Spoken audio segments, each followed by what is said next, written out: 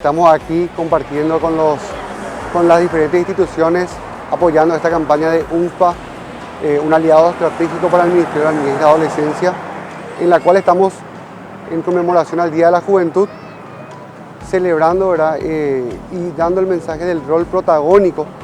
que debe tener nuestra juventud hoy en día en nuestro país, que es tan importante en la construcción de ciudadanía,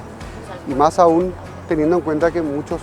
niños, niñas, adolescentes y jóvenes son generalmente víctimas de vulneración de derechos. Entonces es ahí donde tenemos que encontrar, celebrando, ¿verdad?, en conmemoración a este mes, ¿verdad?, de la juventud, el rol, ¿verdad?, de la participación protagónica, el rol de agentes de cambio que tiene la juventud en nuestro país y que puede generar una sinergia diferente y generar oportunidades diferentes de desarrollo para el país.